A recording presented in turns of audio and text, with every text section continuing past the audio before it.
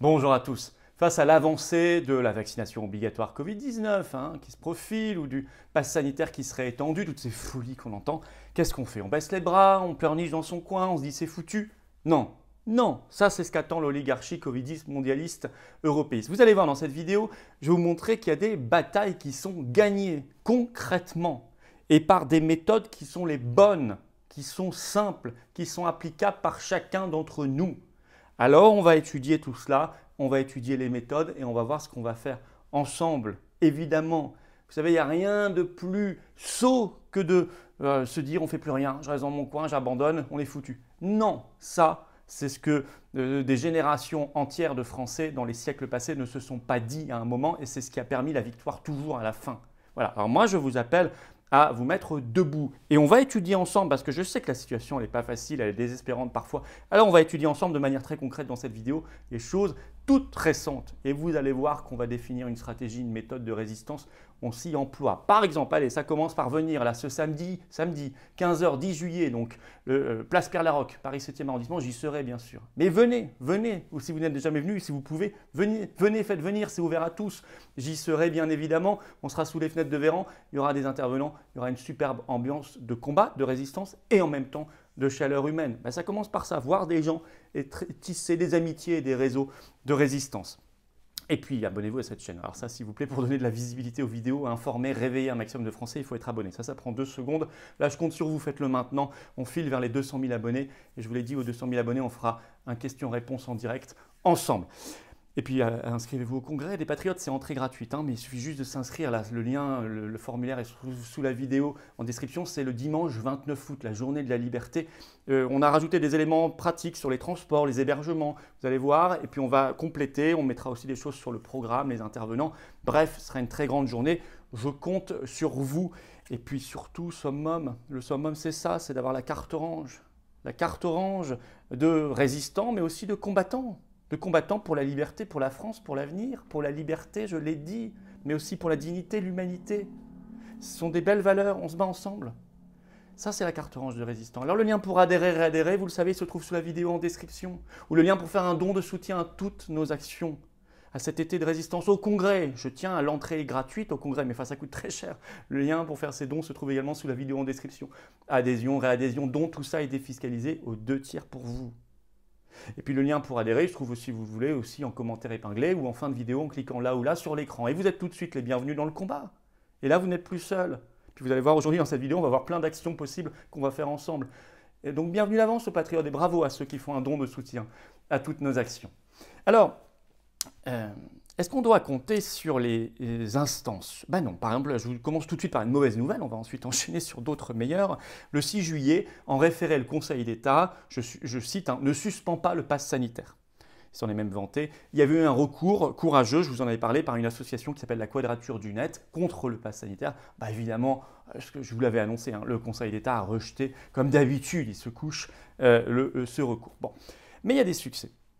Nous apprenons par exemple par le journal du dimanche du 4 juillet que du fait qu'elles seront soumises à partir du 9 juillet, date normalement de réouverture, au pass sanitaire, 75% des discothèques françaises vont rester fermées alors qu'elles pourraient ouvrir parce qu'elles ont anticipé qu'avec le pass sanitaire, les clients ne viendraient pas et qu'il était préférable de rester fermés.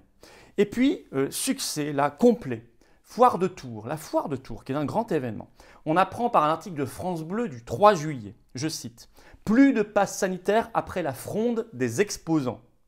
Je cite toujours, 1 jour seulement après l'obligation du pass jeudi soir. Pourquoi? Je cite l'article, « Une première journée d'ouverture désertée par le public. Les clients ont fait demi-tour », est-il écrit dans l'article. Ça veut dire quoi? Ça veut dire que le boycott, ça marche, puisque non seulement le pass sanitaire a été supprimé au bout de 24 heures, mais la foire est quand même restée ouverte, mais cette fois sans pass, ce qui n'était pas prévu au départ. Sous la pression, ils écrivent la fronde des exposants. Ah, c'est sûr, il faut se bouger. Mais ça fonctionne. Et le public, lui, doit boycotter pour forcer les acteurs économiques ou culturels, comme des exposants par exemple, à fronder, à se lever, à résister, et ça marche. On peut citer par exemple le concert de Cabrel, Francis Cabrel. On apprend ça par un article de la Nouvelle République, là aussi à Tours, le 5 juillet. Je cite, « L'affluence était loin d'être celle espérée. Moins de 1000 spectateurs, c'est triste », est-il écrit. Et là, il parle de la responsabilité du pass sanitaire, une contrainte qui dissuade les gens. Donc, boycott. Et si les artistes pouvaient boycotter, les salles feraient elles-mêmes pression pour se débarrasser de ce pass sanitaire. Et la preuve par la foire de Tours, c'est possible. Ça existe. On va vous aider au boycott par l'application Tous Antipass. Vous me dites, il en parle depuis des semaines, c'est vrai. Enfin, c'est une grosse application et on a des développeurs bénévoles qui sont en train de la faire. Elle est en phase de test, de débugage pour ceux qui savent un peu concrètement. Ça veut dire que dans quelques jours, elle est concrètement à votre disposition. Tous Antipass. Vous allez voir, c'est pour vous aider à créer une communauté de gens libres entre vous et de repérer les bons établissements, etc. sur des cartes avec géolocalisation, etc. Bref, on fait ça pour vous. Mais ça, dès que c'est finalisé et mis dans le public, je vous en parle concrètement. Alors évidemment, bien sûr qu'ils veulent étendre le champ d'application du pass sanitaire. Et donc nous, on va étendre la stratégie de boycott. On le sait parce que Jean Castex s'est adressé aux parlementaires, il leur a fait un courrier le 1er juillet. Il écrit ceci dedans. Dans l'hypothèse où les risques de circulation virale viendraient à augmenter, la question pourrait ainsi être posée d'en étendre le champ d'application. Il parle du pass sanitaire, bien sûr. Alors là, on apprend par un article de France Info du 5 juillet, les restaurateurs craignent un ralentissement de leur activité s'ils étaient soumis au pass sanitaire. C'est-à-dire qu'ils sont déjà conscients, c'est déjà pas mal. Et on apprend que par le porte-parole du gouvernement Gabriel Attal sur France Inter le 5 juillet, je cite, « Le périmètre du pass sanitaire pourrait évoluer et concerner davantage d'activités ». Et c'est ce que demande par exemple un pseudo-opposant, toujours l'opposition contrôlée, ils le sont tous, Xavier Bertrand le 7 juillet sur BFM TV qui déclare « Il veut l'extension du pass sanitaire, plus de restaurants, de cafés, de cinéma pour les non-vaccinés ». Ça, je le cite. Ça veut dire quoi? Ça veut dire « Bougez-vous » comme les exposants de la foire de Tours, notamment gérants de salles de cinéma, de théâtre, restaurateurs, commerçants, bougez-vous. Si vous ne vous bougez pas, on vous forcera à bouger par le boycott des clients que nous sommes. Ce n'est pas contre vous le boycott, mais c'est pour vous forcer, comme la foire de Tours, à vous-même organiser la fronde contre le gouvernement et à vous débarrasser, en 24 heures c'est possible, du pass sanitaire comme ils l'ont fait à la foire de Tours. Bien évidemment, et l'application Tous Antipass pourra nous aider sur tout ça. Ça, c'est le premier sujet, le pass sanitaire. Le deuxième, l'obligation vaccinale Covid-19. Nous, on se bat pour la liberté, vous le savez, contre l'obligation.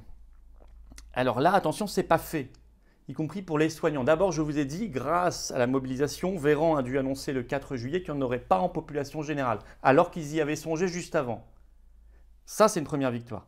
Deuxièmement, sur les soignants, on ne va pas les oublier. Le Monde titre le 5 juillet ceci.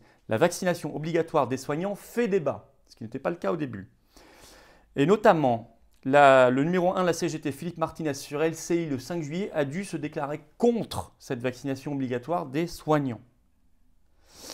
Alors là, je vous remets la grande pétition nationale contre cette vaccination obligatoire. Elle n'est pas pour rien dans tout ça. Elle est déjà signée par des dizaines et des dizaines de milliers de personnes. Ça veut dire qu'elle réinforme et qu'elle informe des gens et qu'elle fait pression. Le lien pour signer cette pétition nationale contre l'obligation vaccinale Covid-19 se trouve sous la vidéo en description. Signez-la et surtout partagez-la, envoyez-la partout, mettez-la sur vos réseaux sociaux. D'abord, un argument à vous donner. L'obligation vaccinale, y compris pour les soignants, ça n'est pas la norme, c'est l'exception. Aujourd'hui, seule l'Italie l'applique en Europe depuis une décision du 25 mai, on le sait par un article des Échos du 5 juillet.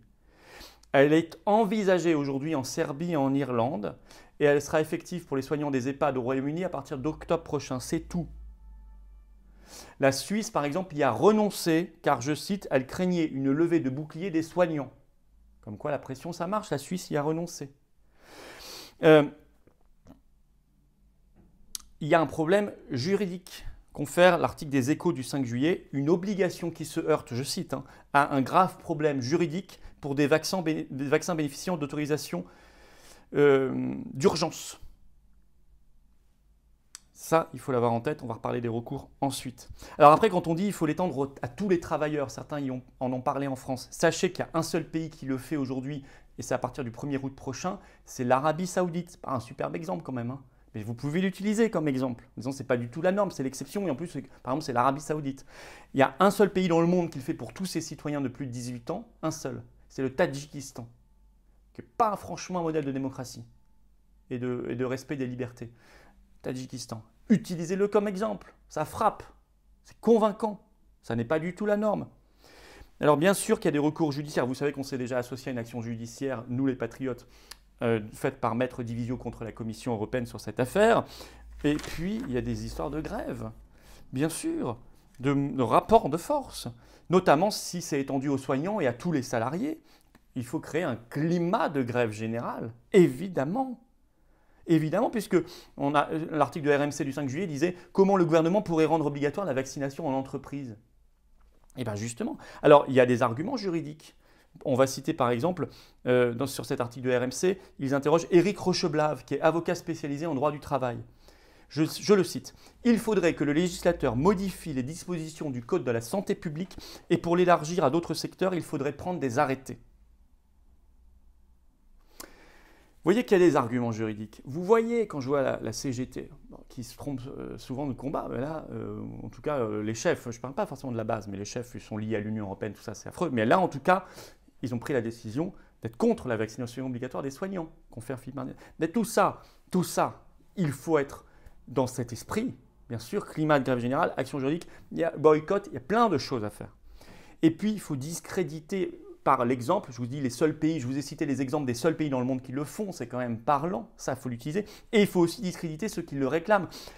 La fameuse tribune du journal du dimanche ce 4 juillet dernier, signée par 96 soignants qui réclament la vaccination obligatoire des soignants. 96 médecins, ou soignants en général. On a fait le calcul.